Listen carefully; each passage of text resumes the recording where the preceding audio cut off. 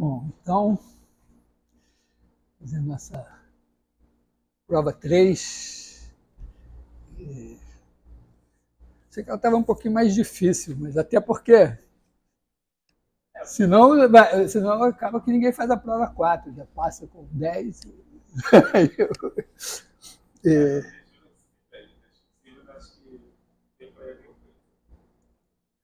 Então, vamos ver.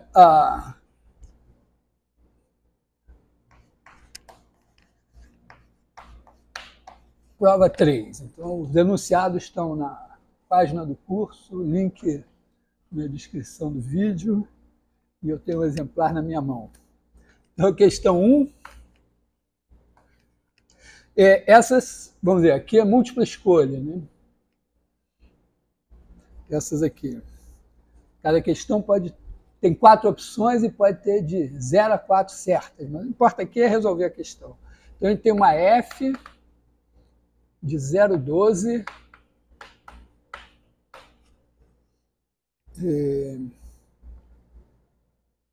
em R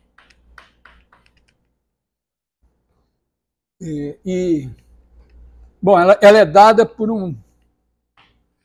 uma figura aqui. 0, 12, 5,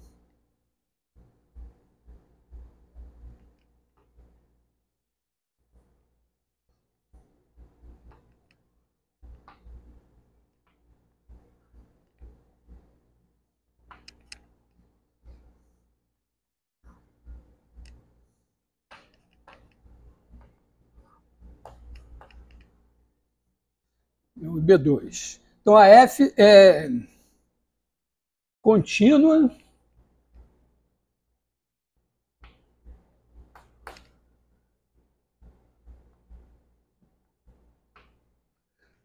nesses dois intervalos, né?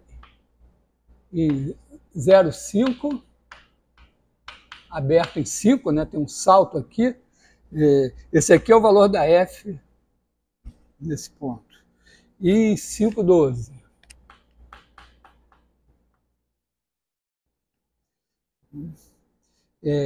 F de 5 é igual a 3, que está aqui, e esse 3 é a metade de B1 mais B2.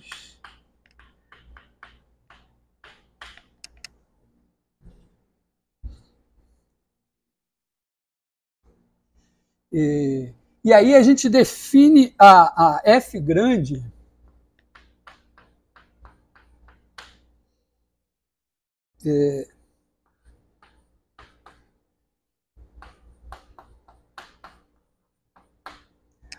então a F grande é definida por essa integral. E aí tem perguntas sobre... Está claro o seguinte, né? Tem um ponto aqui, que é o ponto problemático, né? Mas a F, ela vem, né? Certo? Aqui você tem o ponto X, o X mais H. F de X mais H é essa área aqui, F de X é essa área aqui, a diferença é isso. Quando H tende a 0, onde a função é contínua, a F é derivável, a F grande. Então é contínua também. Agora aqui tem essa questão, mas observa o seguinte, que F de 5, F grande de 5 é essa área. Você vem daqui até aqui, tem essa área aqui. Quando você passa de 5, né, 5 mais H, você tem mais esse pedacinho aqui. Mas isso não torna a função descontínua, porque ela, quando H tende a 0, essa área aqui tende a 0. Então a F ela é contínua no ponto 5. Ela não é derivável, né, porque ela tem uma derivada, vamos dizer, para a esquerda, que é essa altura aqui, e uma derivada à direita, que é essa altura aqui. Legal? Você faz f de 5 mais h menos f de 5, dá isso aqui com h positivo, divide por h, quando h tende a zero, você vai ter B2. Do lado de cá, h negativo, você vai ter isso aqui, divide por h, quando h tende a zero, você vai ter B1. Então, a derivada, né? F é contínua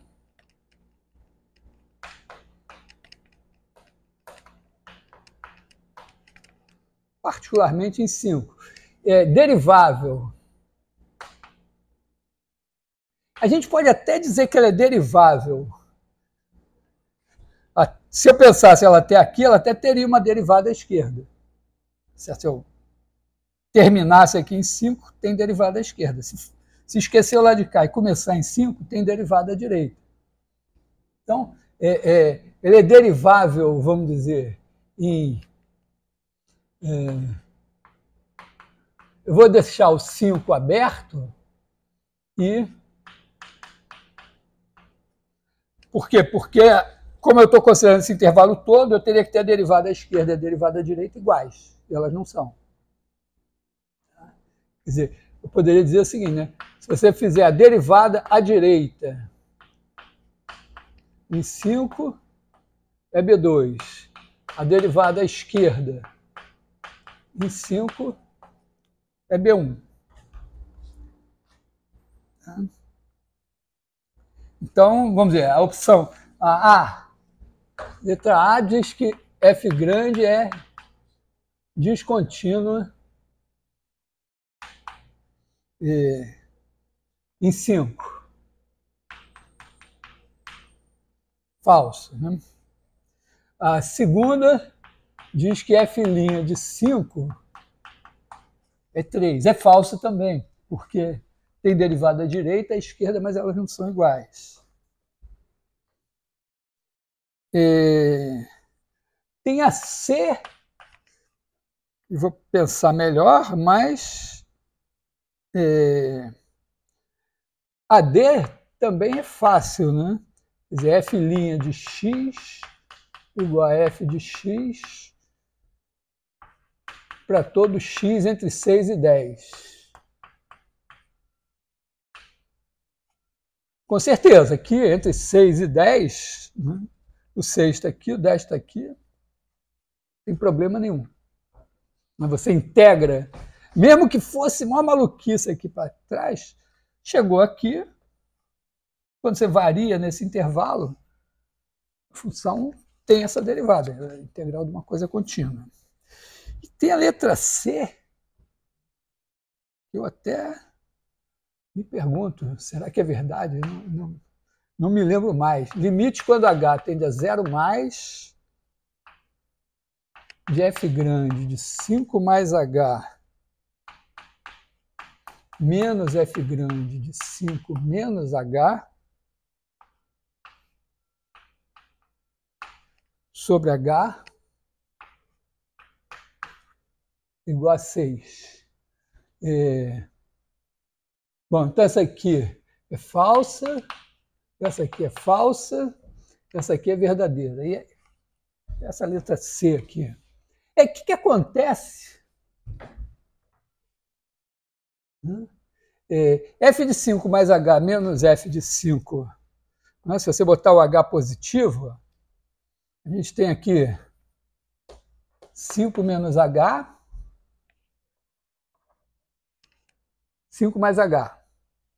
Então, F de 5 mais H menos F de 5 menos H é essa área até aqui menos essa área até aqui. É a soma dessas duas áreas. Eu venho aqui, dá isso, aí depois para chegar aqui eu acrescento essa área e mais essa. Legal?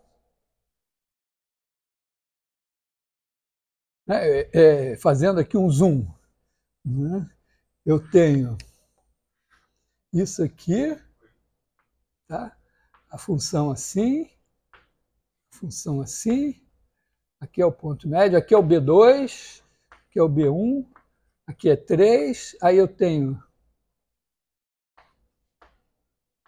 esse pedaço aqui aqui é o mesmo H, né? Então, o que acontece quando H tende a zero? Ó? Eu posso escrever isso daqui, né? A F é contínua, inclusive. Quer dizer, então, F de 5 mais H menos F de 5 menos H, eu posso fazer assim, né? F de 5 mais H menos F de 5 mais F de 5 menos F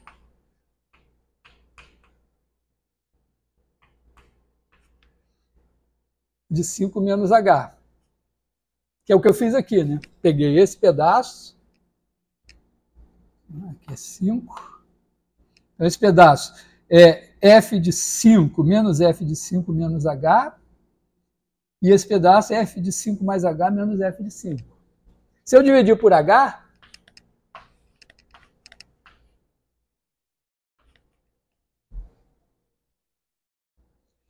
e agora, ó, quando H tende a zero, eu faço essa área daqui, divido por H, esse pedaço aqui tende para B2. Porque eu estou só do lado de cá.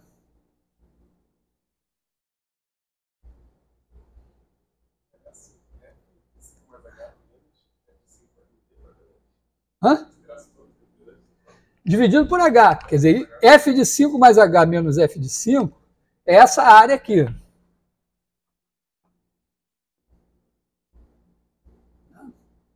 Aqui a função, repare, se o valor da função aqui fosse... aqui, vamos dizer, não está explicitado aqui, né, mas... Tá? Então, aqui o limite, né, aqui não está explicitado, mas, na verdade, a figura mostra isso, né, que o limite, quando x tende para 5 pela direita de f de x, é igual a B2. E o limite, quando x tende a 5 pela esquerda de f de x, é B1. Então, é como se aqui a função daqui para frente fosse contínua com esse valor. Aí, quando eu faço isso, menos isso, tenho essa área, divido pela base aqui, fica alguma altura média. Quando o H tende a zero, essa altura média tende para esse B2 aqui. E do lado de cá, B1. Tá? 0 mais, B1. Então, esse negócio aqui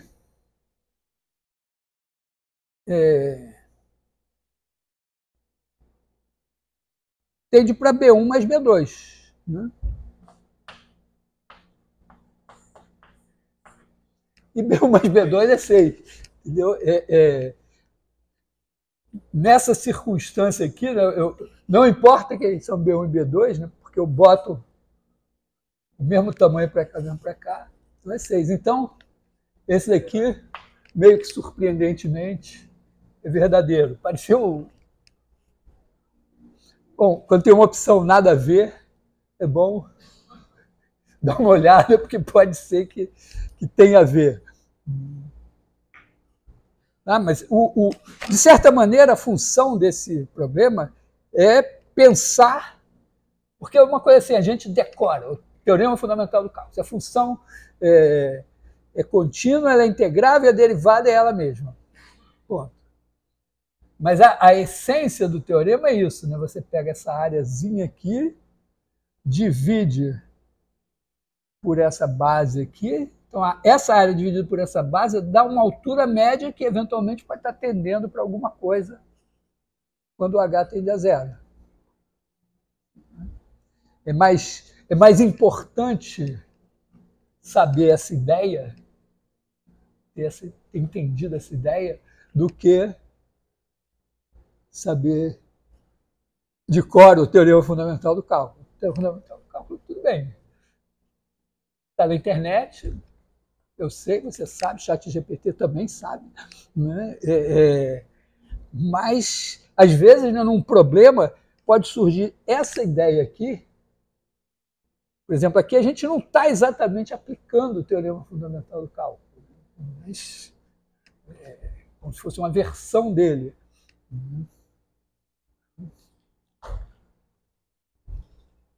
Beleza? Então, essa é a primeira questão.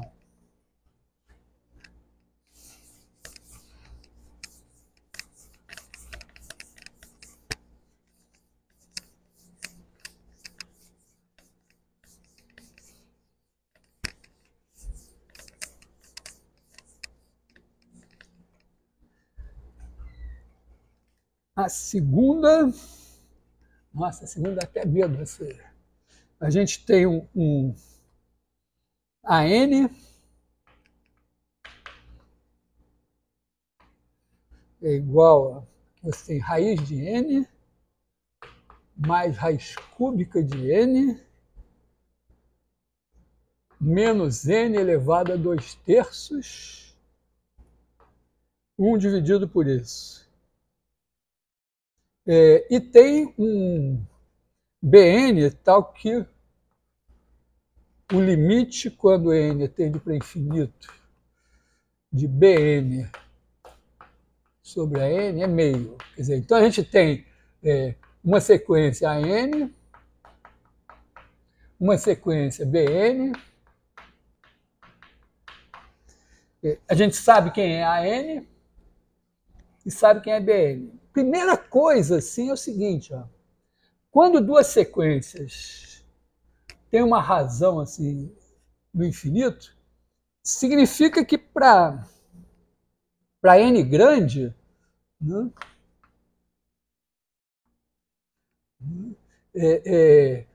vamos dizer assim, você tem Bn, vamos dizer, dá um epsilon, ele pode dar um epsilon maior que 0 qualquer, importa só que ele seja menor que meio. N grande implica que Bn sobre a n, vou botar assim, está entre 1 meio menos epsilon e 1 meio mais epsilon. Tá? Porque esse limite é meio.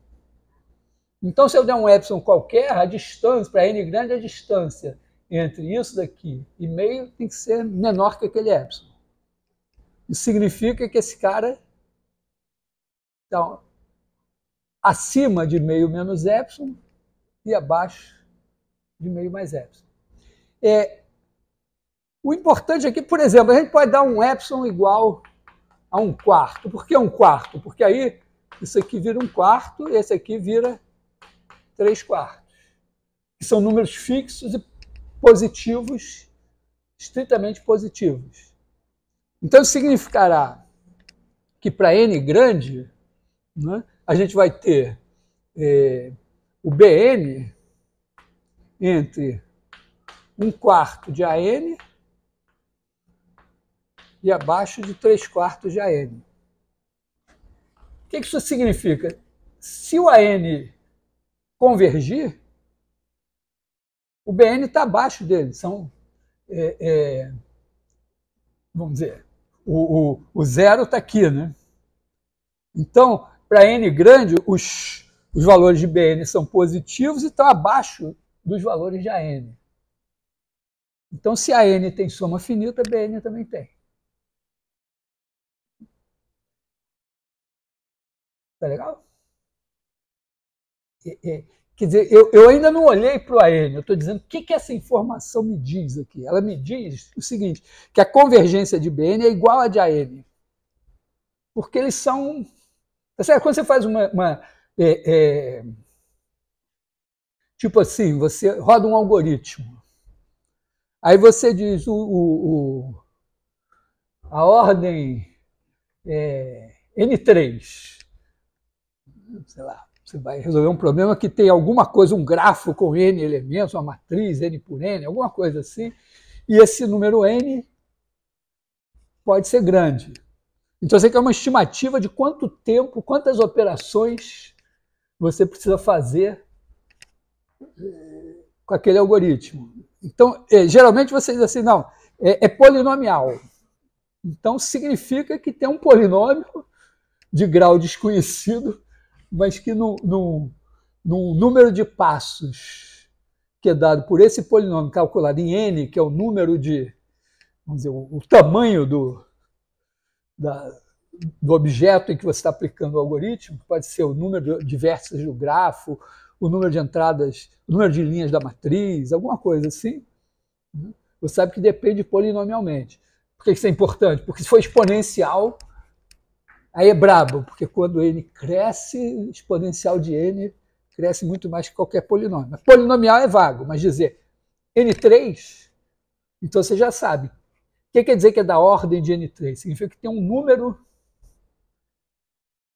fixo, que pode ser grande também, mas tal que o número de operações que você vai fazer é menor que esse número vezes o seu n ao cubo. Como esse número está fixo, o que importa, vamos dizer, a ideia é que, bom, ele não seja astronômico, né? Mas, vamos dizer, um número menor que um número grande de operações. Então, você tem esse número, e você sabe que se você aumentar o tamanho do seu objeto, né, multiplicar ele por 15, né, o seu tempo de execução vai ser multiplicado por 15 ao cubo. Essa é a ideia. Aqui, mesma coisa, quer dizer, você tem uma sequência, o que você está dizendo é que a ordem de grandeza do Bn também está estimada pela ordem de grandeza do An. Então, se a soma do An é finita, o Bn está abaixo, então é finita. Se a soma do An é infinita, 1/4 de An também vai ser, então o Bn também vai ter soma infinita. Então, as nossas perguntas têm a ver com isso, né? A série somatório de n igual a 0 a infinito de Bn converge. B, o raio de convergência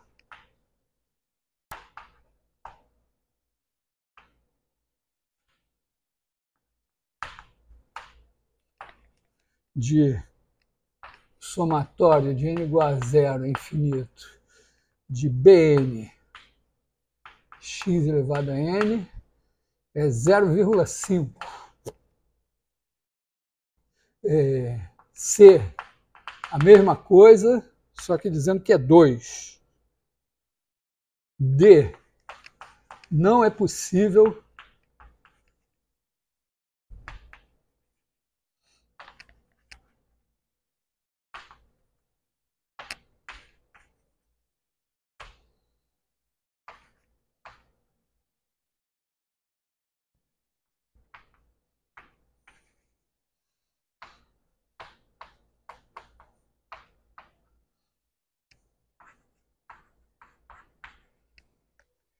Bom,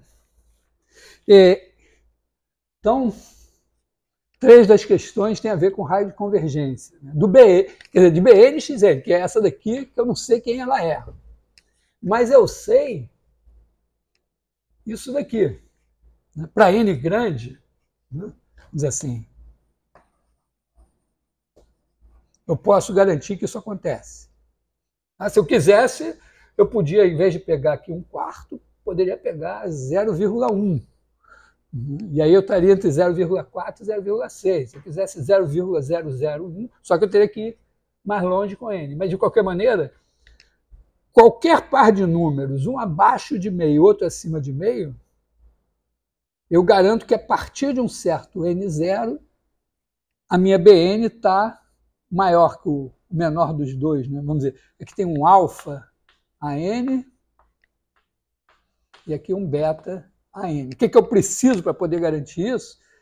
Que alfa seja menor que meio e beta seja maior que meio. Porque o que eu tenho? Está aqui meio. Então, a n sobre Bn vai... Né? Na verdade, isso daqui, né? Isso aqui vai me dar... tem um detalhe aqui que é importante, né? Não, mas está certo. Né? meio. Então está aqui o alfa, está aqui o beta. Então o Bn sobre a n, para n grande, vai cair aqui. Isso significa que Bn sobre a n maior que alfa, menor que beta. E eu posso primeiro, ó,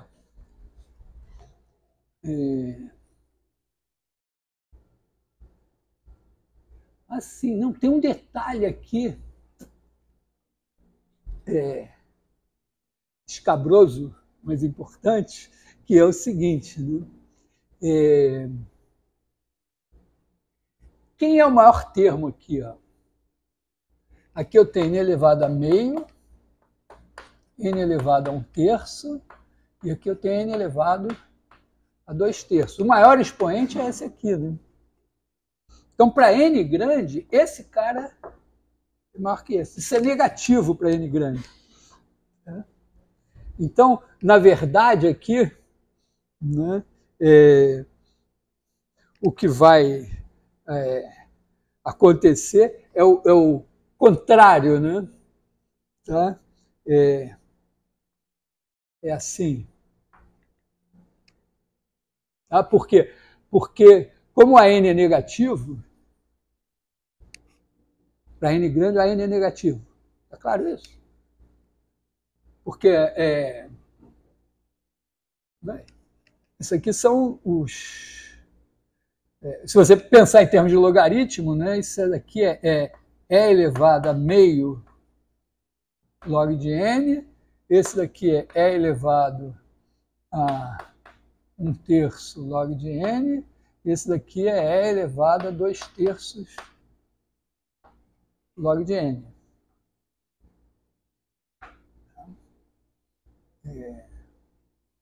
Então, esse expoente aqui, que é o maior, vai mandar lá no infinito. Então, esse cara aqui é negativo, significa que para n grande esse também é negativo. Esse quociente é positivo, vale isso. Só que quando eu agora multiplico dos dois lados por AN, eu inverto o sinal da desigualdade. Né? Então, você tinha alfa menor que Bn sobre AN menor que beta. Isso é verdade porque esse limite é meio, você está aqui com alfa aqui, beta aqui. Então isso vale. Agora multiplica por AN dos dois lados, como a AN é negativo, inverte a desigualdade. Mas é a mesma coisa. Na verdade, nessa história aqui também, para a gente pensar, para n grande isso é sempre negativo. Então a n é negativo para n grande, o Bn também é negativo para n grande. Então o sinal, não importa, você pode pegar o módulo, não? Porque, vamos dizer, a soma desses caras negativos, ou vai ser, você está somando caras negativos, então você está andando para trás aqui. Ou para em algum momento, ou vai para menos infinito. Parar em algum momento é que os módulos aqui têm soma finita. E o Bn, mesma coisa. Então, você pode pensar com tudo positivo e depois você troca o sinal para pensar o caso negativo. Mas, de qualquer maneira, o que está claro aqui é o seguinte, é que a convergência de Bn está atrelada à de AN. Então, o que vai decidir isso aqui, eu não preciso saber o Bn. Se isso daqui convergir, tá bom. Tá, quando a gente aplica, por exemplo, a fórmula de Stirling, é meio isso, né? É exatamente isso, de certa maneira. Porque você tem um negócio envolvendo fatoriais que você não sabe lidar, mas você sabe que ele é aproximado, né? N fatorial por n elevado a n, raiz de 2πn, sobre E elevado a N. Nunca entendi como que eu decorei essa fórmula. Mas decorei. Então, isso significa o seguinte, ó, que esse cara, na verdade, o que a gente prova é que o quociente entre os dois tende a 1. Então, para N grande, esse cara está entre, vamos dizer, a gente tem aqui N fatorial sobre N elevado a N, raiz de 2πn, sobre E elevado a N. Isso aqui tende a 1. Então, está entre, para N grande, está entre 3 meios e meio. Está perto de 1, então está aqui. Então, significa que está N fatorial é menor que 3 meios vezes esse e maior que 1 meio vezes esse. Então, se esse convergir, esse converge. Não que ele convirja, porque, na verdade, isso aqui não vai convergir, mas você vai usar ele no meio de uma expressão, você vai substituir várias coisas desse tipo e você está trocando por uma expressão equivalente, em que na verdade, você vai ter vários limites ali, aí você tem uma expressão que envolve fatoriais e tem a expressão envolvendo esse cara daqui, e elas tendem para a mesma coisa. Quer dizer, elas tendem para a mesma coisa. Se uma tender para tiver limite, a outra terá. Se uma for somável, a outra será somável. Então, o estudo da convergência ou da somabilidade de coisa envolvendo N fatorial é transferido para isso aqui. E que, embora isso aqui seja uma coisa simples, né, N fatorial é muito mais simples que isso aqui, para a gente lidar com N fatorial, a gente não tem derivada, não tem integral. Então, aqui a gente tem. Então, é uma situação em que a gente transfere um problema de matemática discreta um problema de matemática contínua. Tá? Bom, de qualquer maneira, aqui é isso. Ó, o AN e o BN são da mesma ordem de grandeza, nesse sentido. Que você pode colocar razão entre eles, entre dois números de mesmo sinal. Tá? Se fosse menos meio, não tinha problema. Significaria o AN é negativo, então o BN vai ser positivo e vai estar entre, sei lá, menos 3 meios e menos meio. E aí, mesma conta. De qualquer maneira, você pode usar aqui você pode usar o módulo. Tá? Porque, na verdade, quando você tem uma série de termos de mesmo sinal, então, vamos dizer, se você pegar o módulo, se a soma for finita, você pega o original, é só trocar o sinal. Vai ser finito também. Então, a questão é saber isso aqui. Será que isso aqui converge?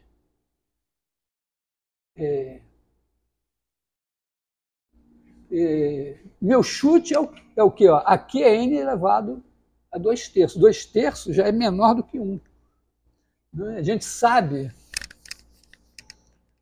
que somatório de n igual a 1...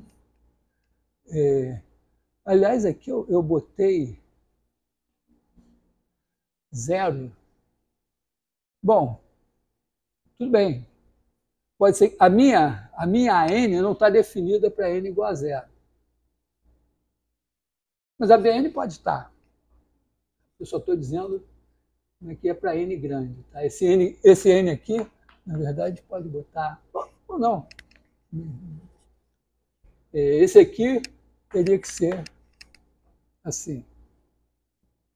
Bom, de qualquer maneira, a gente sabe que o somatório de n igual a 1 é infinito, de 1 sobre n elevado a alfa, pensa assim, alfa maior que 0, a gente sabe que isso é finito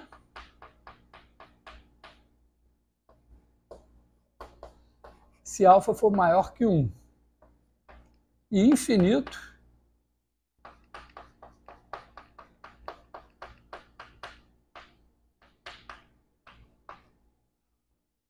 quando alfa é igual a 1, é infinito. Aqui, então, na verdade, se alfa igual a 1 é infinito, que é estimado pelo logaritmo. Estimado pelo logaritmo, não. Isso serve para estimar o logaritmo, porque a gente fez isso separado. A gente fez o caso alfa igual a 1, fez o alfa igual a 2, no começo do curso, na marra, usando PG. Depois a gente usou a integral para deduzir essas duas coisas aqui. É uma coisa assim, você não precisa saber de cor. Você sabe que tem. Se aparecer, você procura na internet, pergunta para o seu robô e tal, e pronto. Então aqui, ó, 1 sobre raiz de n. Vou botar assim, n elevado a meio mais n elevado a 1/3 menos n elevado a 2/3. Você pode dividir tudo aqui por n elevado a 2/3. Isso aqui é igual a 1 sobre n elevado a 2/3. E aqui fica, ó, aqui você fica com n elevado a meio dividido por n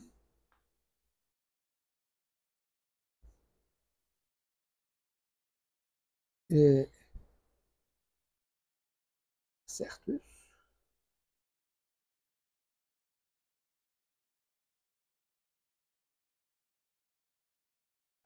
Fazendo a conta certa mesmo? Não, não, é o contrário, né? Tá certo? Na verdade, eu tenho que fazer o contrário. Vamos pensar antes de sair fazendo conta, né? O que acontece quando n é grande? Esse cara daqui é maior que esse e maior que esse. Então ele puxa esse negócio para baixo, né? Porque ele é grande, então esse negócio vai para baixo. Esse daqui é menor que esse, mas é maior do que esse. Então, em relação a esse, ele também puxa para baixo. O pior aqui, o menorzinho, é o n elevado a meio. O n elevado a meio é que, de certa forma, vai comandar aqui, né? 1 sobre n elevado a meio vezes... Aí a gente pode botar aqui 1 mais n elevado a 1/3 sobre n elevado a meio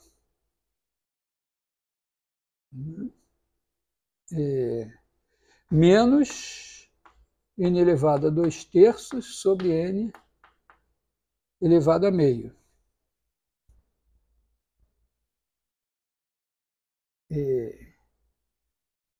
O que acontece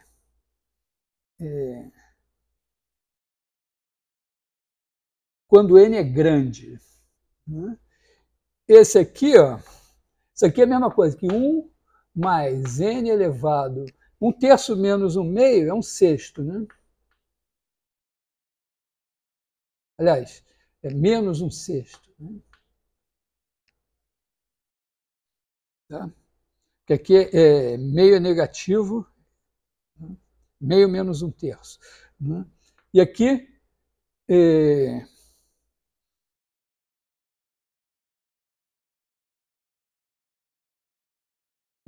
esse mesmo, é o meio? Não, é 1/3, né? Que é o... Estou usando o meio, mas o menor é 1/3. 1/3 aqui. A razão assim, é 1/3 menor que 1/2, menor que 2/3. Então aqui, vamos fazer assim, 1 sobre n elevado a 1/3.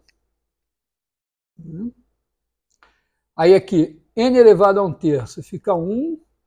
Aqui a gente tem n elevado a 1/2 dividido por n elevado a 1/3, n elevado a 1/6.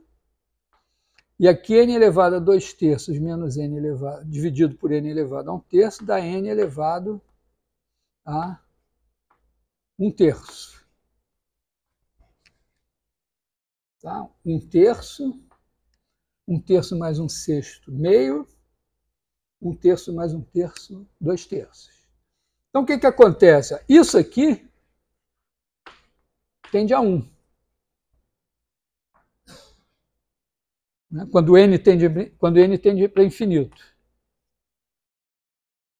Significa que esse negócio daqui, quando n é grande, é como se fosse 1. Tá entre meio e 3 meios. E esse cara daqui é a mesma coisa agora que eu fiz lá abstratamente. A convergência desse negócio vai ser determinada pela convergência desse. E esse daqui, ó, 1/3, é menor que 1. Então, isso aqui, essa soma aqui vai ser infinita.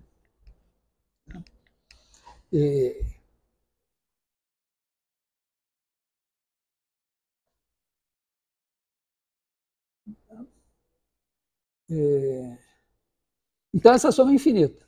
Bom, beleza. Eu estou usando o quê? Que isto daqui, que é essa aqui, dividido por esse, é igual a esse daqui que tende a 1. Então, esse limite é 1. Então, esse cara não converge, porque o AN não converge. Isso aqui é falso.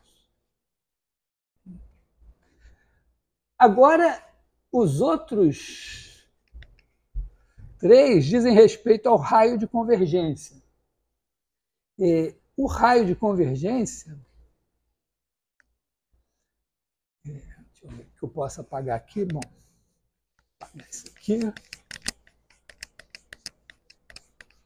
Apagar isso aqui.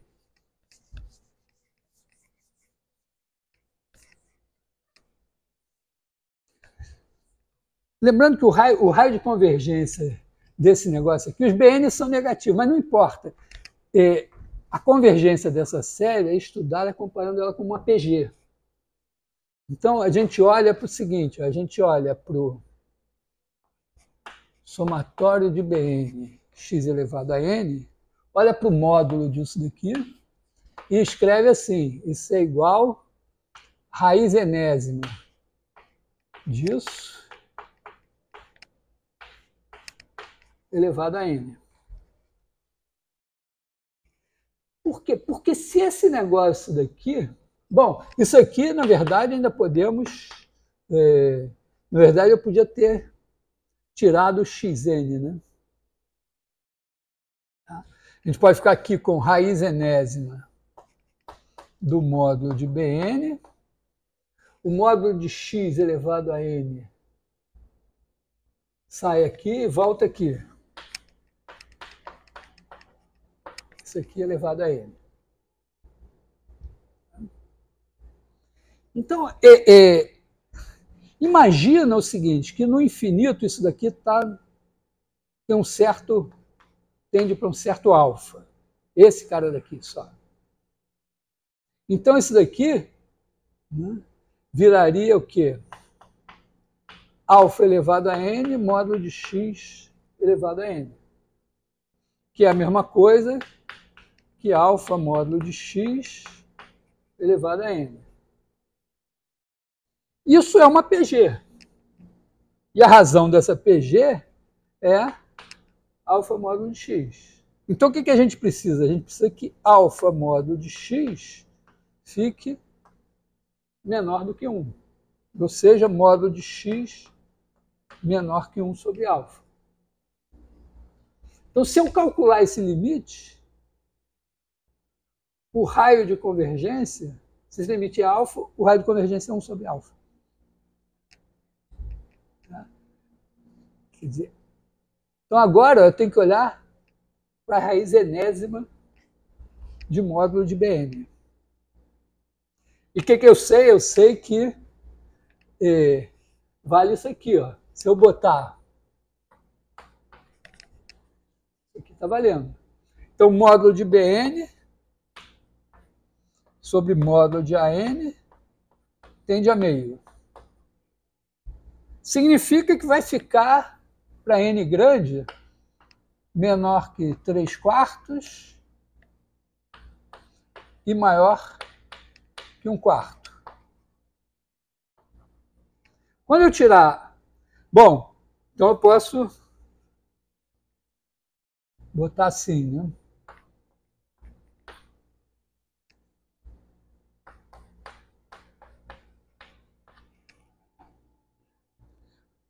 Quando eu tirar a raiz enésima desse, vai estar entre esses dois.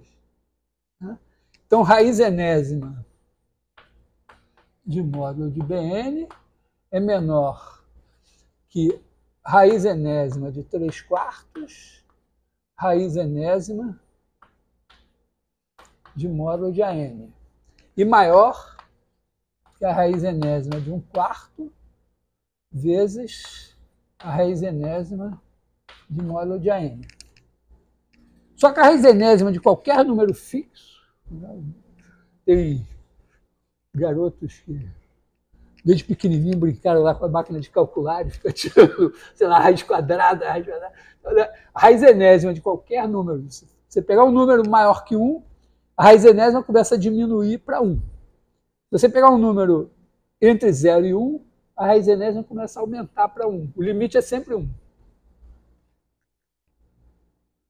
Tá legal? Então isso aqui tende a 1. Isso aqui também tende a 1. Então a raiz enésima de Bn vai ter o mesmo limite que a raiz enésima de An. Então, a gente vai decidir esse raio de convergência olhando para a raiz enésima de An.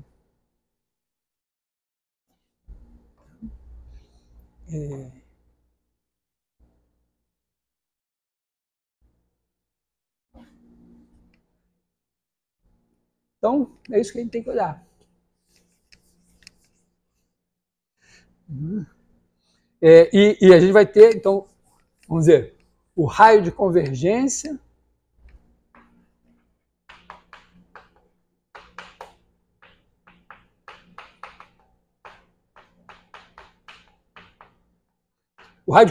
tanto da soma da série dada pelos Bn, Xn, como a que seria dada pelos An e Xn, é o mesmo. Quer dizer, a gente vai ter que pegar, vai ser R igual a 1 sobre o limite, quando n tende para infinito, de raiz enésima de módulo de An. Tá? Porque a gente viu que o Bn x elevado a n em módulo, né, é igual a raiz enésima de módulo de Bn vezes módulo de x elevado a n. Esse cara daqui, né? Vamos dizer, se esse cara daqui tender para um certo valor, esse daqui tende para o mesmo valor, alfa. Então aqui você vai ter alfa módulo de x elevado a n. E aí, né, que alfa igual a limite, quando n tende para infinito, de raiz enésima do módulo de Bn. Então, isso aqui vai ficar para n grande como se fosse isso aqui. E eu preciso que isso seja menor que 1. Esse cara daqui é a minha razão Q. Positiva aqui. Né? Isso está garantido. Bom, se o alfa for 0, melhor ainda.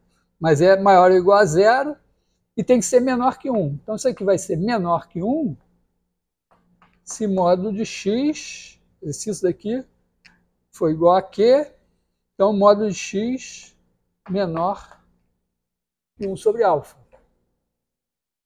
Então tudo que eu tenho que fazer é calcular esse limite aqui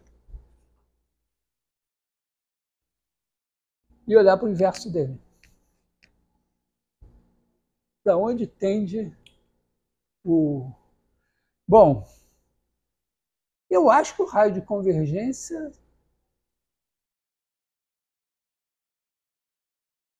não vai ser meio nem 2. Quer dizer, o meio e o 2 aqui entram por conta desse meio aqui. Só que esse meio aqui não tem nenhuma influência, porque aqui, né, aqui, se em vez de 1/4 e 3/4 tivesse 10 e 11, a raiz enésima de 10 tenderia a 1, a raiz enésima de 11 tenderia a 1, e o limite seria o mesmo desse aqui. Quer dizer, isso aqui sempre vai dar 1. Então, esse meio aqui foi para criar uma ilusão de que seria 0,5 ou 2, porque, na verdade, né, a raiz enésima disso daqui tende a 1, né? Porque, vamos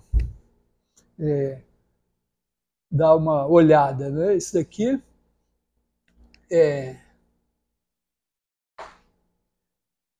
Bom, em vez da gente tirar a raiz enésima disso e depois tomar o inverso, né, porque a gente tem que tirar a raiz enésima disso, olhar o limite e depois tomar o inverso. A gente pode tomar o inverso disso e olhar para o limite. Né? Quer dizer, aqui, quer dizer, 1 sobre o limite, quando n tende para infinito, de raiz enésima de módulo de AN, vai ser igual ao limite, quando n tende para infinito,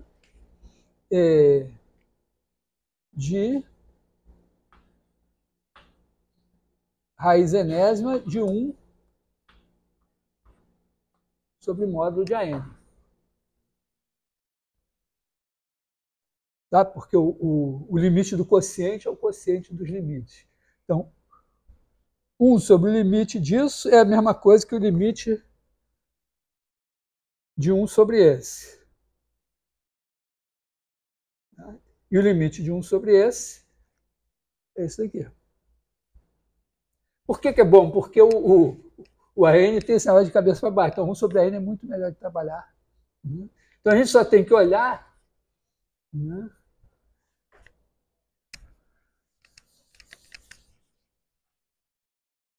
A gente só tem que olhar para o limite, quando n tende para o infinito, da raiz enésima do módulo de raiz de n mais raiz cúbica de n menos raiz cúbica de n ao quadrado.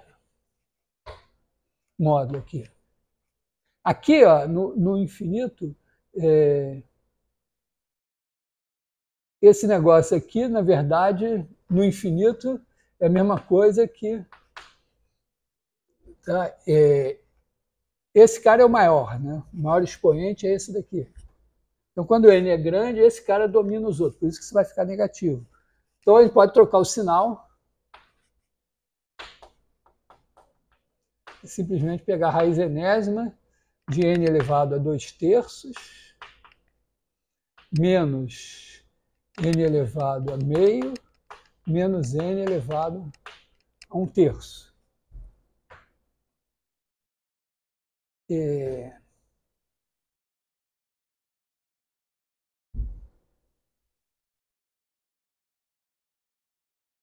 acontece com isso? Isso daqui, ó, eu posso pegar o limite, eu posso tirar esse cara daqui. Então, aqui eu vou ter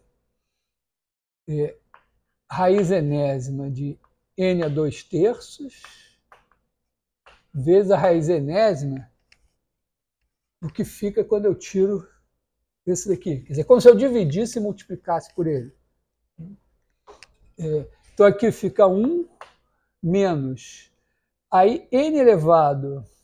Bom, meio menos 2/3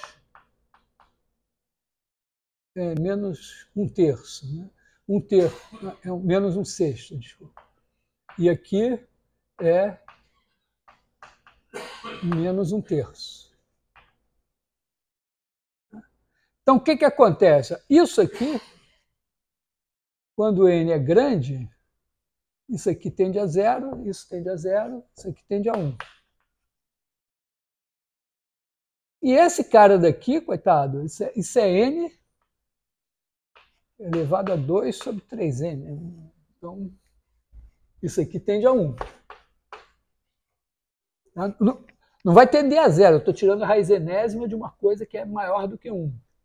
Mas ele é muito...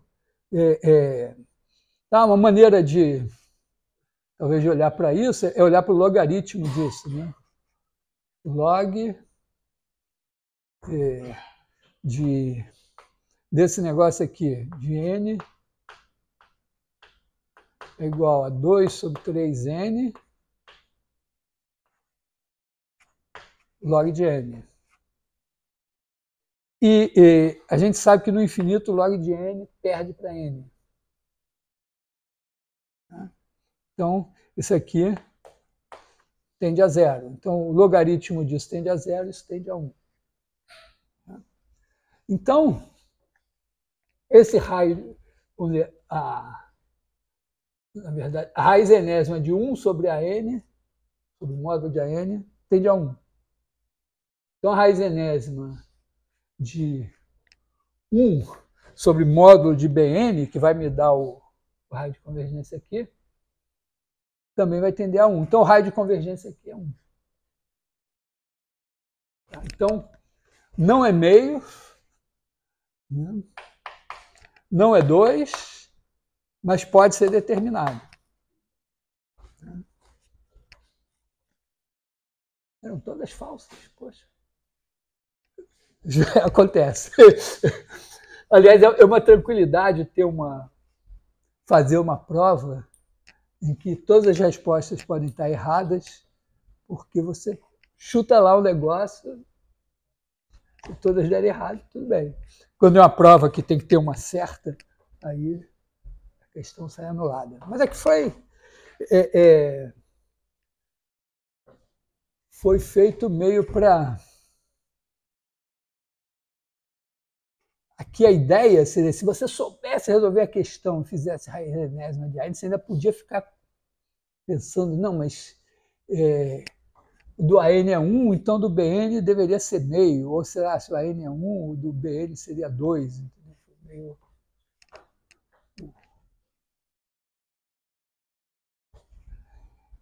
Repare que aqui é interessante, a gente nunca parou para ficar calculando limites.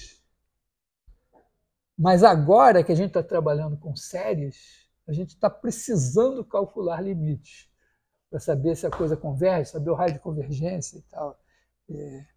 Então, os limites que não apareceram muito no começo. Então, importante aqui, eu acho que é essa coisa de saber comparar ordens de grandeza.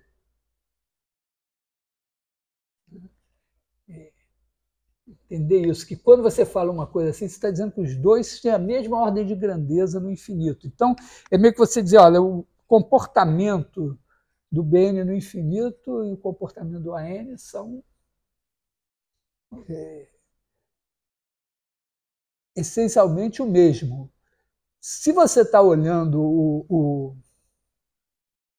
por exemplo, se o AN tivesse um limite, o limite do BN seria a metade do AN. Mas aqui a gente quer o limite da raiz enésima do AN.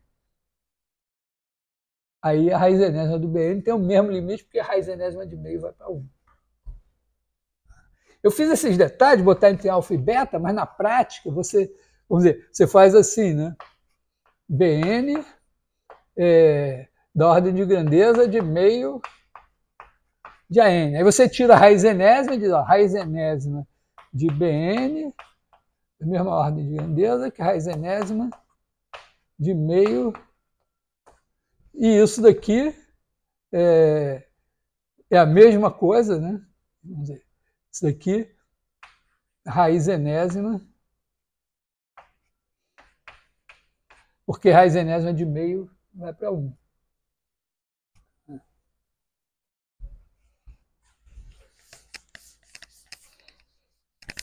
Significa, eu estou falando isso porque significa o seguinte, o que eu estou querendo enfatizar é que você talvez não precise nunca calcular limites de sequências ou raios de convergência de séries de potências, mas você precisa calcular, ter uma estimativa do tempo de convergência de um algoritmo,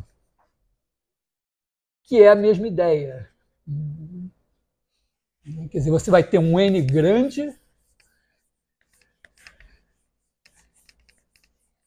e você quer saber. Os caras que fazem algoritmo, às vezes o cara faz um algoritmo, aí o negócio tem uma ordem de convergência de N elevado a 3 meios. Aí o outro baixa para N elevado a 5 quartos, que é um pouco menor que tem. Isso significa que o outro algoritmo, o tempo é melhor, leva menos tempo de execução. Isso para N grande pode fazer muita diferença. Às vezes acontece de, teoricamente, um algoritmo ser mais rápido e na hora que você implementa, ele é mais lento. Porque quando você estima o tempo de convergência do algoritmo, você estima pelo pior caso. Então, às vezes acontece que, vamos dizer, o pior caso de um é muito melhor que o pior caso do outro. Só que na hora que você executa, o pior caso do primeiro acontece sempre e o pior caso do segundo não acontece nunca. Então, o segundo, que parecia melhor, parecia pior, fica melhor que o primeiro. Então tudo isso, vamos ver, tem que ter presente que são, vamos dizer, indicações. A matemática, de certa forma, está aí para dar algumas indicações. Bom, aqui a gente tem agora um limite quando n tende para infinito, quando x tende a zero, de seno x menos x mais x3 sobre 6 sobre x 1 menos cosseno x ao quadrado. Então, o que a gente faz aqui? A gente bota seno x é igual a x menos x3 sobre 3 fatorial mais x5 sobre 5 fatorial e cosseno x igual a 1 menos x2 sobre 2 mais x4 sobre 4 fatorial. Então, ó, a gente vai fazer o quê? Seno x menos x mais x3 sobre 6, claramente eu fiz para tirar do seno x esse pedaço aqui e ficar com isso. Então, isso daqui é igual a x5 sobre 5 fatorial menos x7 sobre 7 fatorial mais etc. Isso daqui, ó, é como se eu dissesse, ó, eu posso tirar o x5 sobre 5 fatorial e ficar aqui com 1 menos x7 sobre 6 vezes 7, mais etc. x7 não, x2 aqui. Né? Eu tirei o x5. Então, isso daqui, quando x tende a 0, isso aqui tende a 1 quando x tende a 0. Então, eu posso substituir esse cara daqui por isso aqui. E o 1 menos cosseno x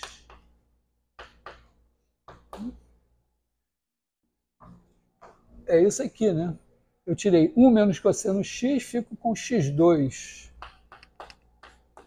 sobre 2 fatorial menos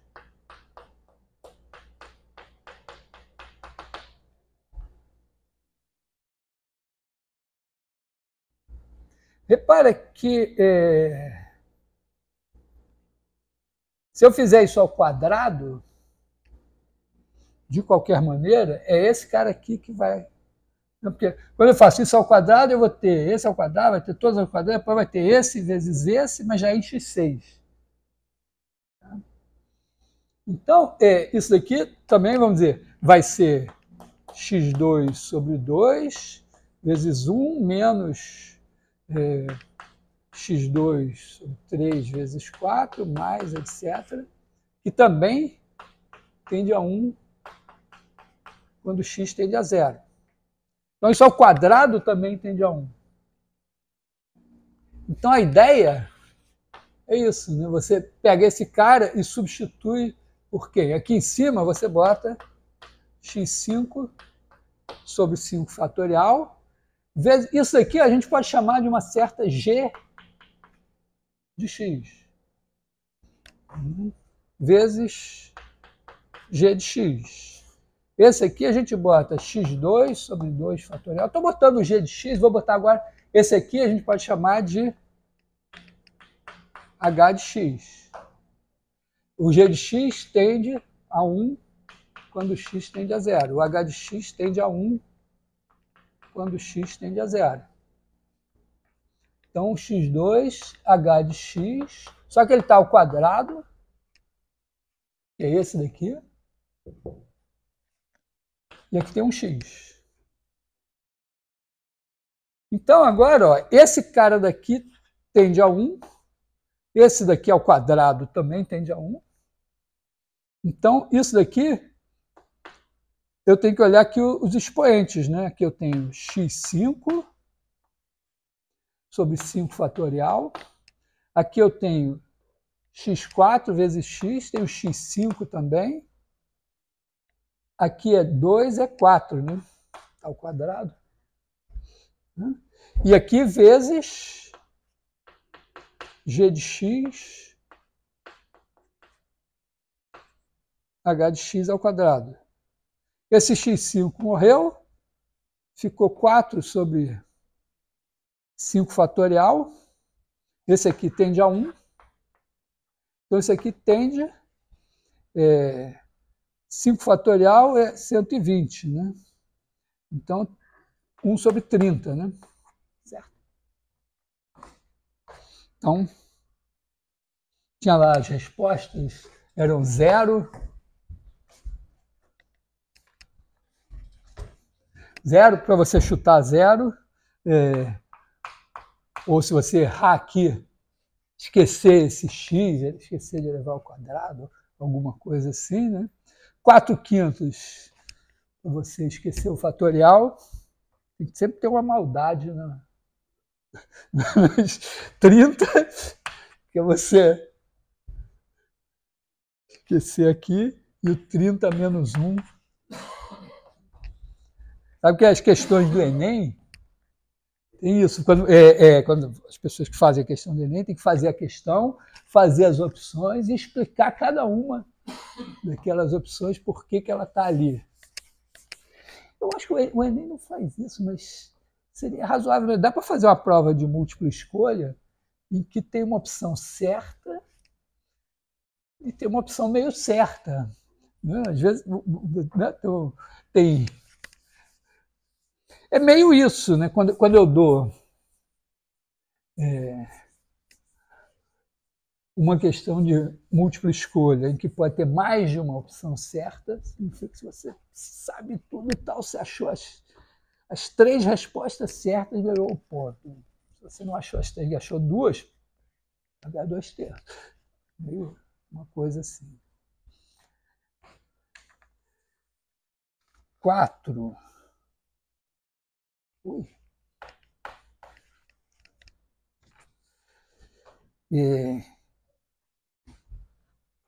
F de 0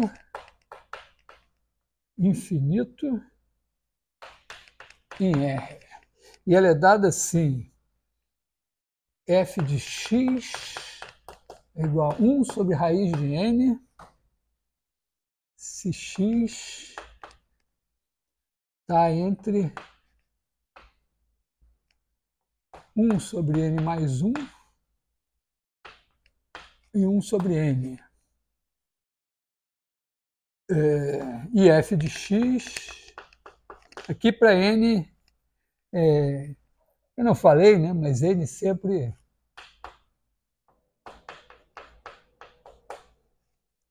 f de x igual a x a menos 2 cosseno de 2πx se x for maior que 1. Né? Porque aqui, né, esse negócio é assim, né? Está aqui o 1. Então aqui a gente tem 1 sobre x2. Aqui está o 1 assim, né? 1 sobre x faz assim, menos 1 sobre x faz assim, e aí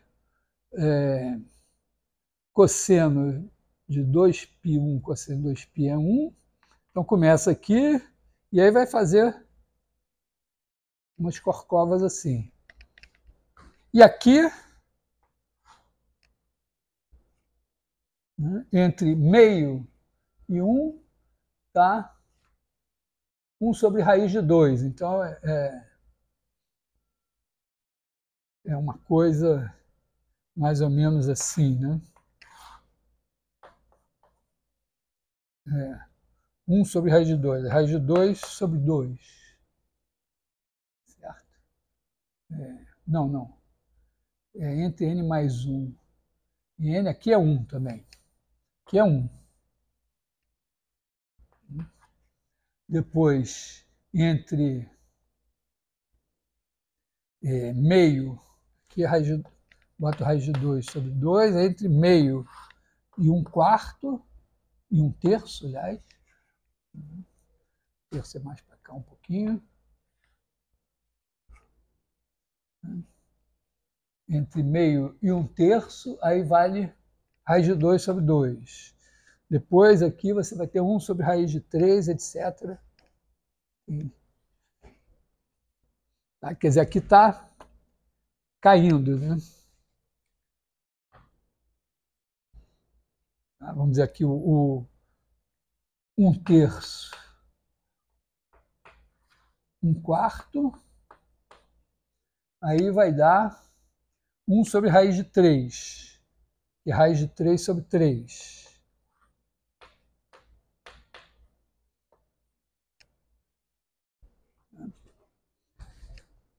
E aí vai caindo aqui para 0. Muito bem, essa é a nossa f. Só para desenhar a f já leva um tempo, né? Então, podemos afirmar que aí a integral limite, quando epsilon tende a 0 mais, da integral de epsilon até 1 de f é finito, existe e é finito.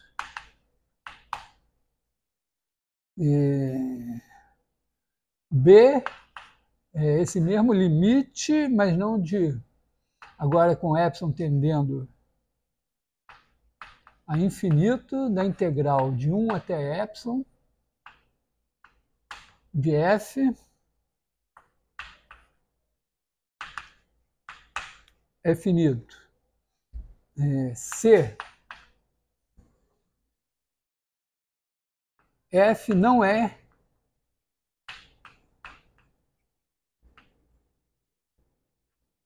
integrável em epsilon ômega para epsilon pequeno e ômega grande.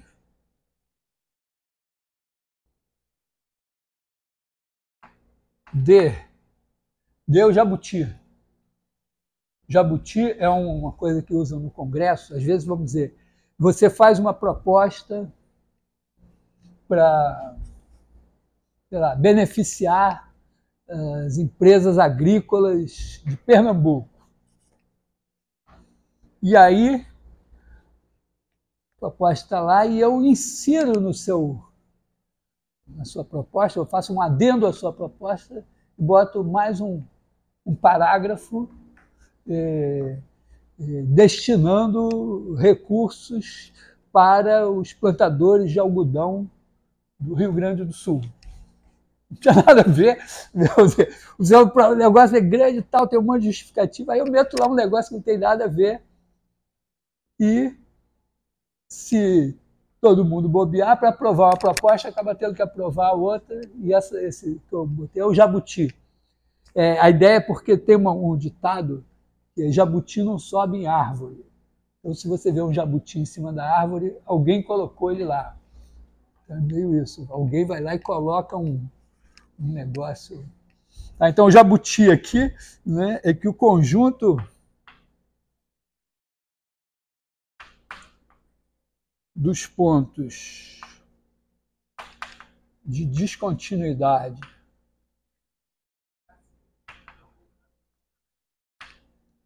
de F é um meio jabuti, né?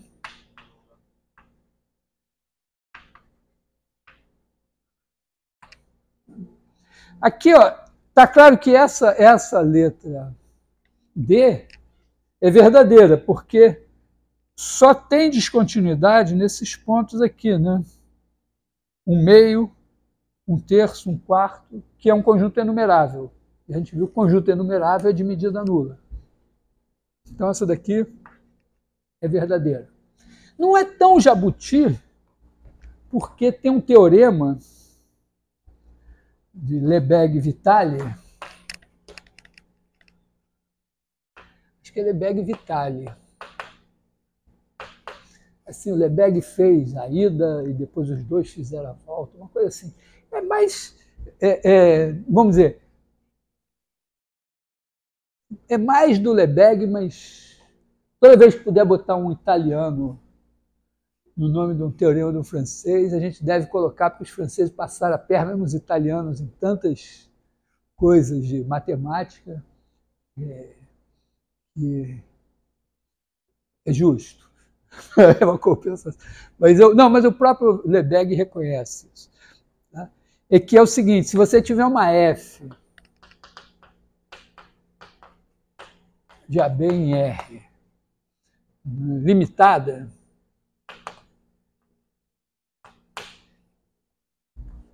então a gente sabe que que ela não precisa ser, se ela for contínua, ela é integrável.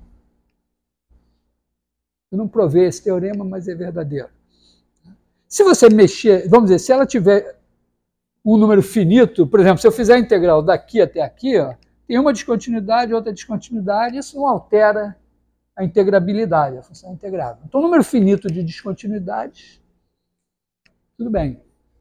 E o Riemann, quando ele definiu a integral, a gente usa assim, chamada integral de Riemann, ele fez essa pergunta: quão descontínua pode ser uma função para ela ainda ser integrável? Quer dizer, o conjunto dos pontos de descontinuidade, tudo bem, se for finito, tudo bem, mas se for infinito, como é que é?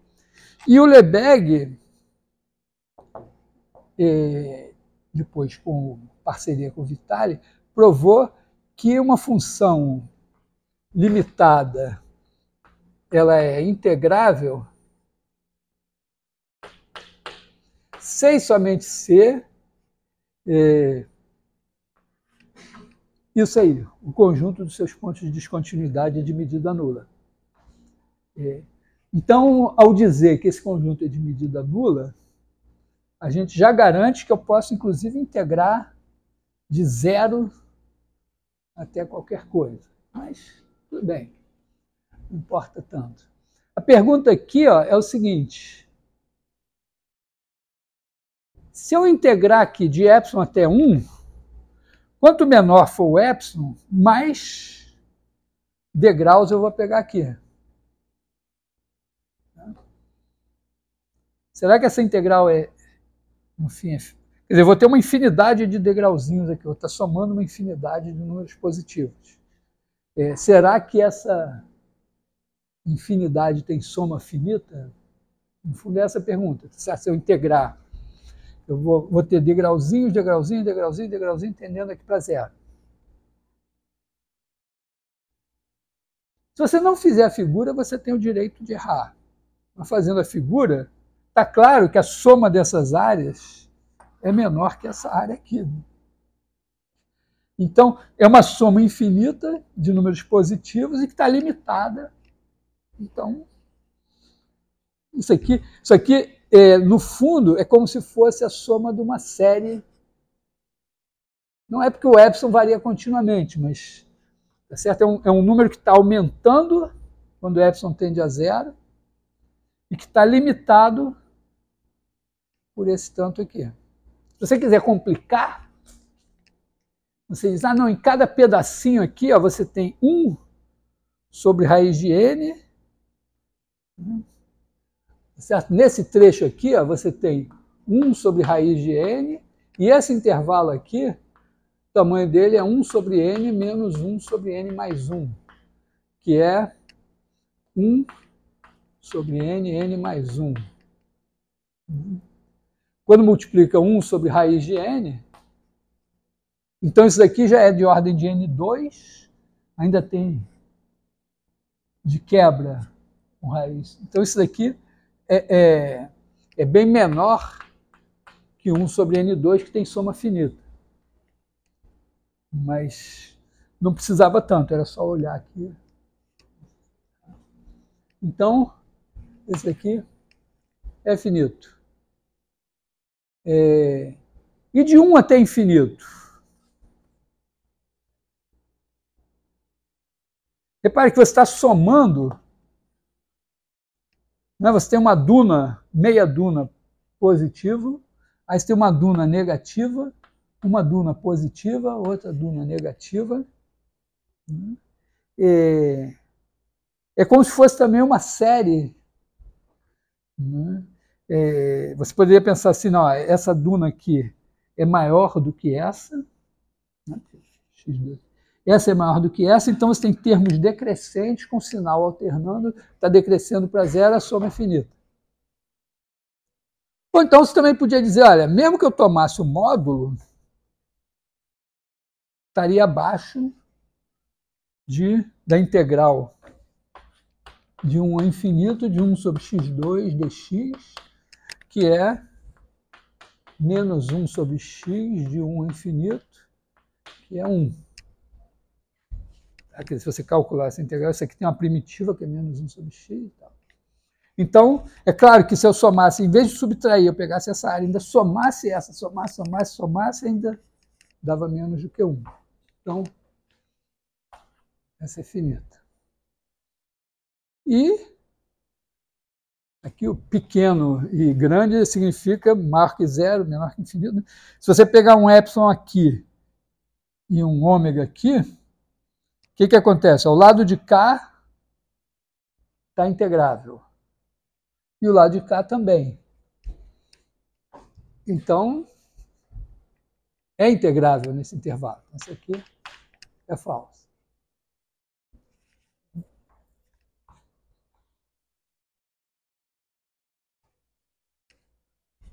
Nossa, tem questões...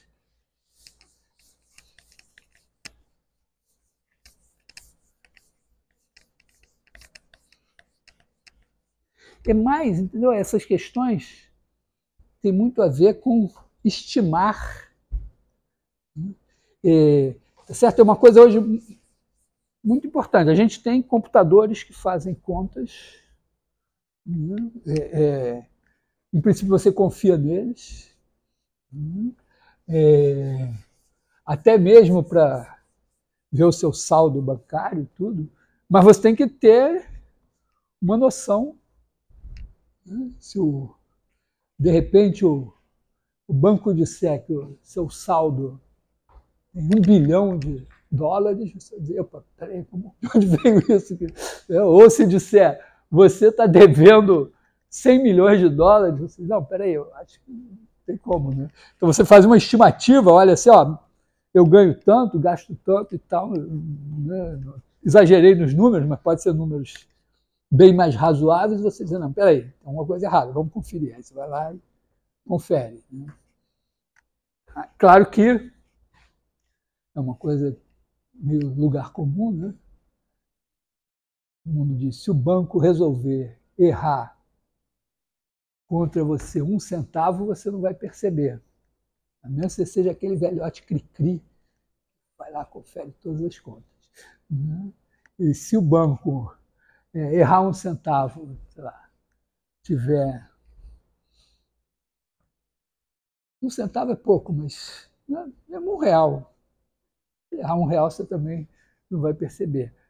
Né? Mas se ele tiver 1 milhão de clientes, ele errar R$1 em cada um, ele embolsa 1 milhão. Pode acontecer, mas também se pegarem, esperem, não vai acontecer nada com o banco. Né? Banco é banco. Mas talvez o sistema bancário resolva enquadrar. Então, a ideia é que a gente faz as contas, às vezes, não para ter uma resposta precisa, mas para ter uma estimativa. Então, a gente faz contas mais simples. A conta de verdade, às vezes, é muito complicada ou inviável, mas faz contas mais simples para ter uma noção do que seria o resultado real. Então, aqui agora a gente tem uma F de R em R e F' é igual a 1. Não, aqui R em R não. Assim, para x maior que 1, a gente tem isso daqui, maior ou igual a 1. F' de x é 1 sobre x2 menos seno x. Tá? Para x maior ou igual a 1, isso aqui é maior que 1, seno x é menor ou igual a 1, caso que poderia ser x igual a 1, o seno de 1 não é 1. Então, isso aqui não zero o denominador. Tá? Então, chuta uma função assim. Sabemos que a derivada é essa. Então, as perguntas são... A questão é o que acontece com f no infinito. Então, limite, quando x tende para o infinito, de f de x igual a infinito. B, limite, quando x tende para infinito, de f de x menos f de 1 igual a 0. C, infinito é maior que o limite quando x tende para o infinito de f de x menos f de 1, que é maior que π sobre 4. E D, limite quando x tende para infinito de f de x menos f de 1 é igual a π sobre 4. Vamos ver se π sobre 4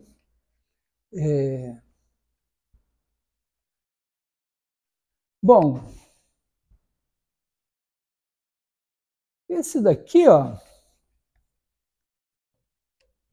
x2 menos seno x, isso aqui, para x grande, isso é da ordem de 1 sobre x2. Né? E a integral de 1 sobre x2 lá do infinito é finita. Tá? Acabei de fazer. Então, né, porque, na verdade, é isso. Né? Tá? Quer dizer, f de x é igual a f de 1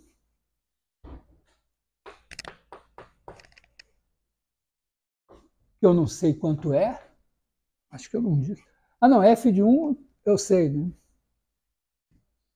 Ah, não, não sei. F de 1 mais a integral de 1 até infinito, de 1 até x, de f de t dt.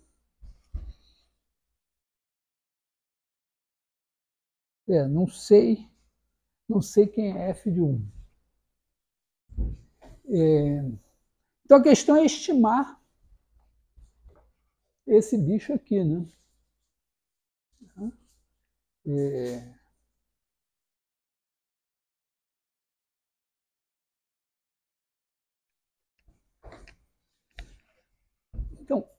Uma primeira coisa é o seguinte, ó, isso daqui é menor ou igual que 1 sobre x2 mais 1.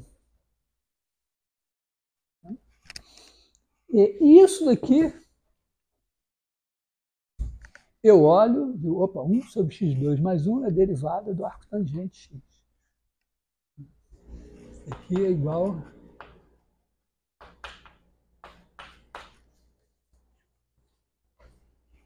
Então, quando eu integro isso, eu tenho menos do que se eu integrar isso. Isso daqui eu sei. Quer dizer, integral. Então, isso daqui é f', né? F'. Então, f' de x é menor ou igual que isso. Então, isso daqui é menor ou igual que f de 1 mais integral de 1 até x de arco tangente x, de arco tangente t, linha dt, que é igual a f de 1 mais arco tangente x menos o arco cuja tangente é 1 no círculo trigonométrico, né? A tangente 1 corresponde, tá ruim aqui, mas corresponde ao ângulo de 45 graus, que é quando o seno é igual a cosseno. Então, aqui seria o arco tangente 1. Esse arco tangente 1 é π sobre 4. Então, isso daqui é igual a f de 1, mais arco tangente x, menos, mais arco tangente x, menos π sobre 4. Repare que quando x tende para infinito, o arco tangente x, né, tangente x vai para infinito, o arco tangente x tende para π sobre 2. Então, isso aqui tende para f de 1 mais π sobre 2 menos π sobre 4, que é igual a f de 1 mais π sobre 4.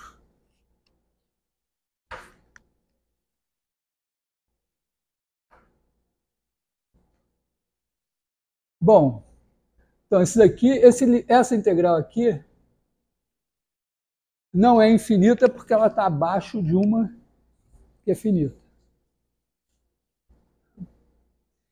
Esse f de 1 aqui, eu estou supondo que a f é contínua em 1, mas se não, vamos dizer, algum valor dela em 1.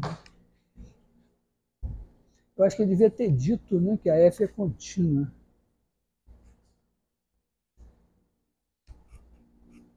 Não falei. Mas mesmo não falando, ela não poderia ir. Se ela tem uma derivada limitada pelo arco tangente, em 1 ela não poderia ir embora. Né? Mas... Então, vamos fazer assim. Supondo que a primeira coisa, isso daqui é falso. Né? Porque ela está limitada por uma coisa finita. Segundo, esse limite aqui, não sei, ele é menor que alguma coisa, mas eu não posso garantir, eu não sei quem é a f. Eu não tenho como garantir que esse limite aqui é zero. Isso é falso. F de x menos f de 1, se eu passar esse cara para o lado de lá, aqui eu tenho uma desigualdade, né? Eu posso até botar um menor, porque esse negócio aqui é estritamente menor. Então, se eu passar o f de 1 para cá, f de x menos f de 1 vai ficar menor que π sobre 4. Então, não é maior. Né? É finito, mas é menor do que π sobre 4. Com um detalhe. Então, isso aqui é falso. Isso aqui também é falso. Com um pequeno detalhe, esse f de 1 que eu coloquei aqui, ele está fazendo a hipótese de que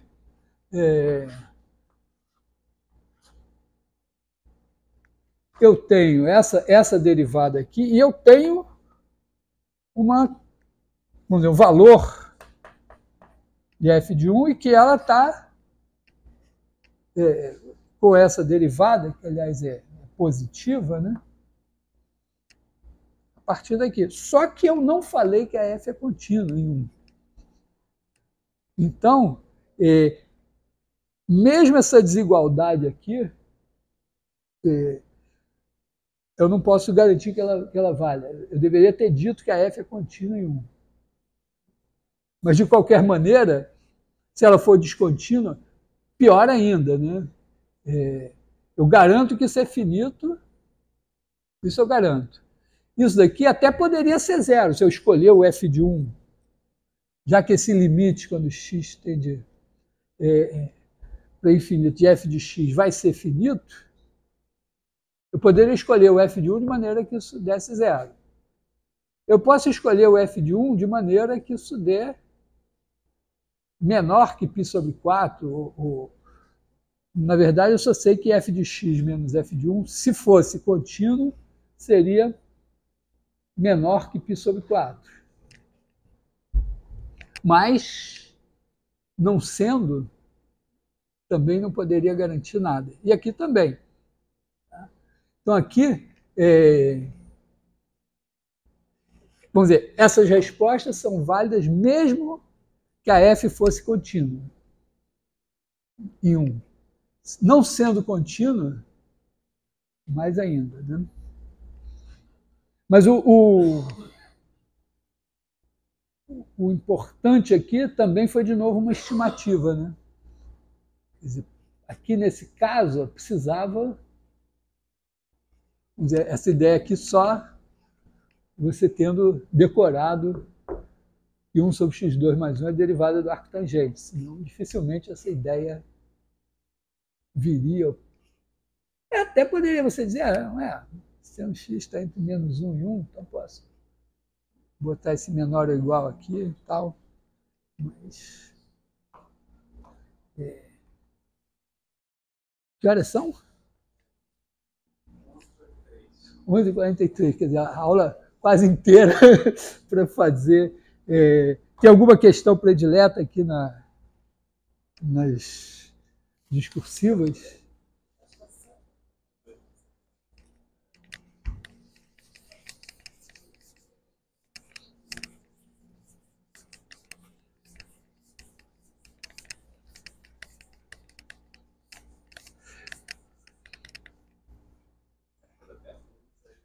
Sei lá, vamos ver a ideia, pelo menos. Pode ser 3, então? 3. Então, os ouvintes, então, discursiva, a questão 3 foi o pedido dos ouvintes. Não, tudo bem. Essa é uma questão que eu coloquei assim, meio...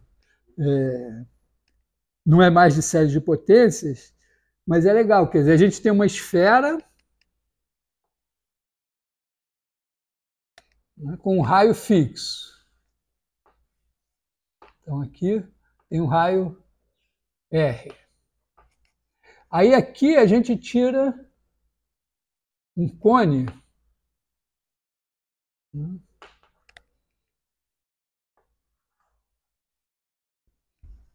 bota um ponto aqui, e tira um cone tangente, e aí ele vai ter um raio Rzão e uma altura Hzão. E a gente quer a razão entre Hzão e R para que esse volume seja mínimo, né? É claro assim, né, que quando esse ponto vai indo lá para o infinito, você vai se aproximando de um cilindro assim que tem volume infinito. Quando o ponto vem para cá, você vai se aproximando de um supercone com essa altura aqui, raio infinito, que também teria volume infinito. Então, V igual a 1/3 de π R2H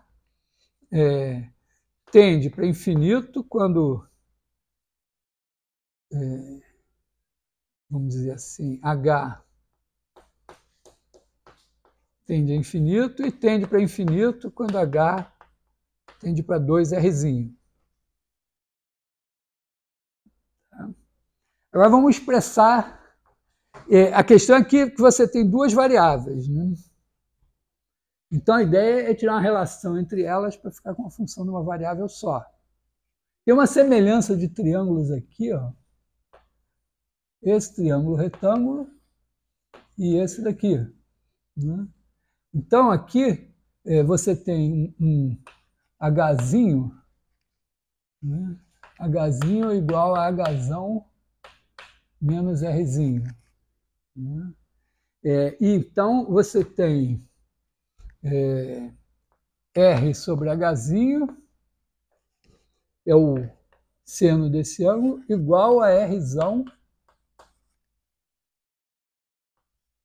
sobre esse cara daqui, que é raiz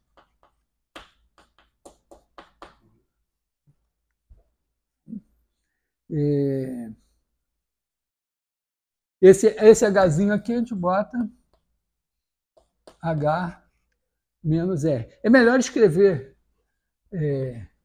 talvez ao contrário, né? Quer dizer, você tem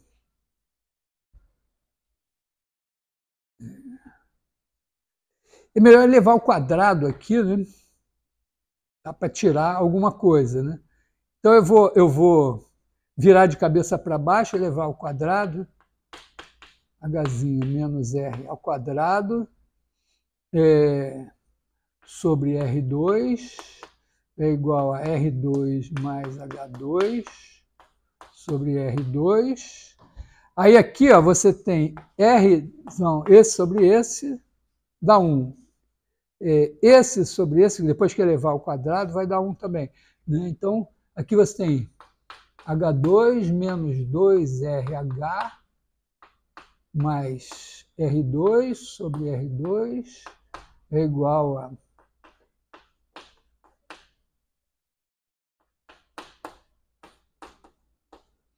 aí, ó, esse cara daqui dá 1 e esse cara daqui dá 1.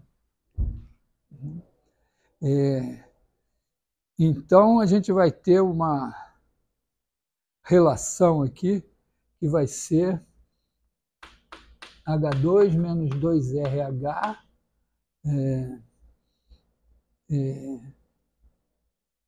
vezes R2 é igual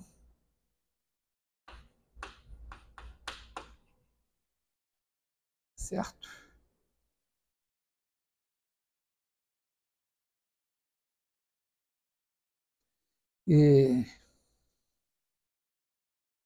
E aí isso dá o R2 igual a R2H2 sobre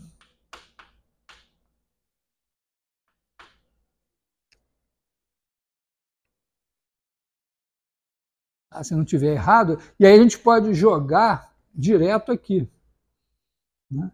V igual a 1/3 de π. A gente já pode botar aqui Rzinho ao quadrado, H3, jogando esse H aqui, H2 menos 2RH. Como isso é constante, a gente tem que minimizar isso aqui, para não ficar carregando peso à toa, né?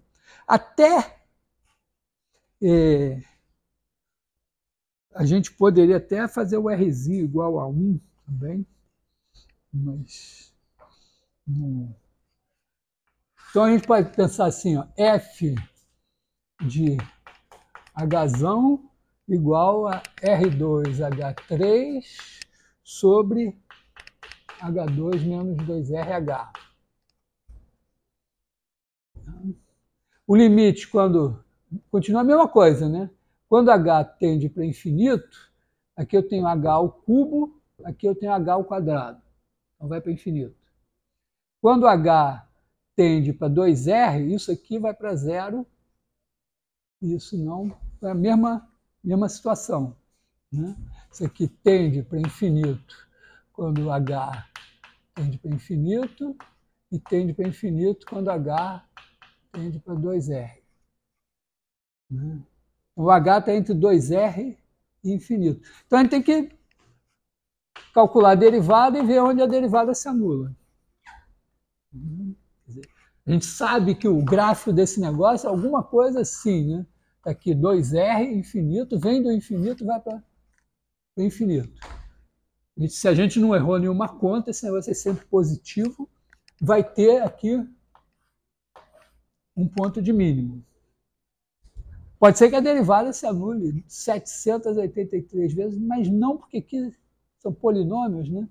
Então, a filhinha de H, bom, a gente só quer que ela se anule, a gente só vai ter que olhar o lado de cima aqui, né? Porque isso aqui vai dar H2 menos 2RH ao quadrado. Aqui a gente vai ter H2 menos 2RH vezes a derivada desse, que é 3H2R2 menos R2H3 vezes a derivada desse daqui, que é 2H menos 2R.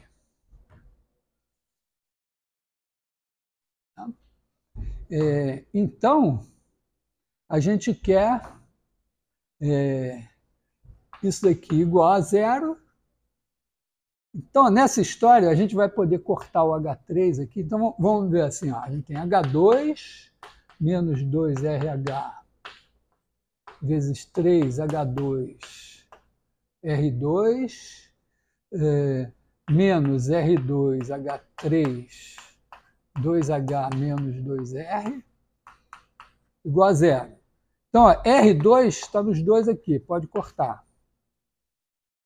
H2 está aqui, na verdade tem um H3, ó, porque aqui a gente pode botar H, tirar aqui, H3, cortar também. Passamos de uma equação do quarto grau em H para uma equação do primeiro grau em H. Então vai ter uma resposta só, beleza. Né? Quer dizer, a gente vai ter 3 vezes H menos 2R igual a 2 vezes H menos R. Bom, a gente pode passar tudo. Na verdade, vamos botar assim, né? 3H menos 6R, deixa assim, 2H menos 2R, que tinha um sinal menos aqui, né? Então, isso aqui vai dar H igual a 4R. É essa a relação. E se eu não me engano, o volume do cone dá o dobro do volume da bola. Aqui depende muito, vamos dizer, de você escolher a variável. Porque aqui tem coisas assim, tipo, tirar aqui o, sei lá, se você resolve tirar o H em função de R aqui, pode dar uma confusão. Teve um momento que eu fiz usando como variável esse ângulo alfa aqui. Depois eu percebi que eu economizaria um pouco fazendo com H e R. Mas isso é um problema típico de máximos e mínimos, né? Que você tem alguma coisa a maximizar ou a minimizar, que depende de duas variáveis, às vezes mais, mas tipicamente assim, duas variáveis, só que elas estão relacionadas. Quer dizer, o problema está te impondo uma restrição, não é qualquer cone aqui, tem que ser tangente, então existe uma relação entre R e H. Então você tira uma variável em função da outra, vira um problema de uma variável só. Esse era o, vamos dizer, era o único problema que não tinha exatamente a ver com a matéria mais recente, né? Mas é o tipo de problema que você faz no curso de cálculo 1, você tem que saber resolver. Então, vamos aqui.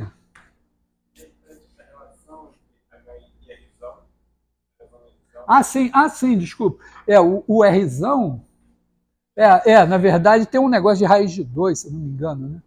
Quer dizer, porque aqui você tem o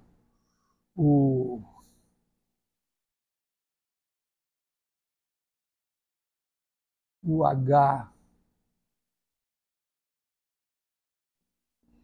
Quer dizer, aqui você tem 4R. Aqui você tem 3R. Porque aqui você fica com...